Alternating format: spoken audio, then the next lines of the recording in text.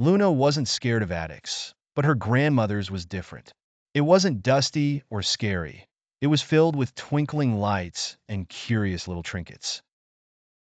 One night, while exploring, she found something truly incredible, a hidden portal.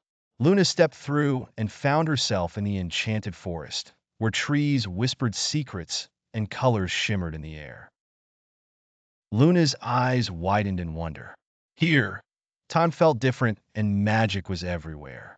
She met Aurora, a wise old owl with feathers as white as the moon.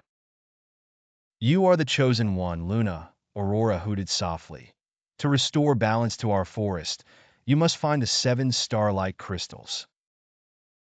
One by one, she had found the crystals, each guarded by a unique and magical being. She was on the hunt for the 6th crystal now, with her newfound friend, Eli, a tiny elf with a big heart and even bigger ideas. "So, where's this next crystal?" Eli asked, stifling a yawn. They had been searching for hours. Just then, a cold wind swirled around them, carrying with it silvery whispers. "We must be getting close," Aurora said, flapping her wings. The trees became dense, and soon they stepped into a swirling fog. The mist, it danced around them, whispering softly but insistently. Luna felt tugs at her heart, whispers of her deepest fears. "You can't do it, Luna," the mist hissed.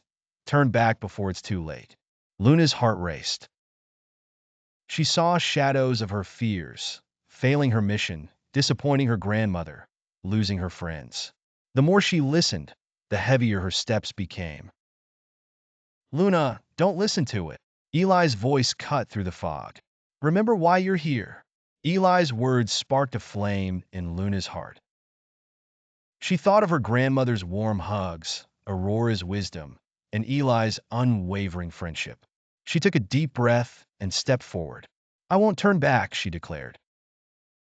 The mist swirled fiercely, but Luna's courage was stronger. Slowly, the shadows faded, the whispers quieted, and the mist began to lift.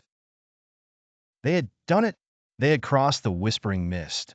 As they celebrated, a chilling voice echoed behind them. "Leave the forest," it warned. They turned to see a figure cloaked in darkness, Shadow. But why was he trying to stop them? Before they could ask, he vanished into the trees, leaving Luna, Eli, and Aurora with more questions than answers. And the journey continued.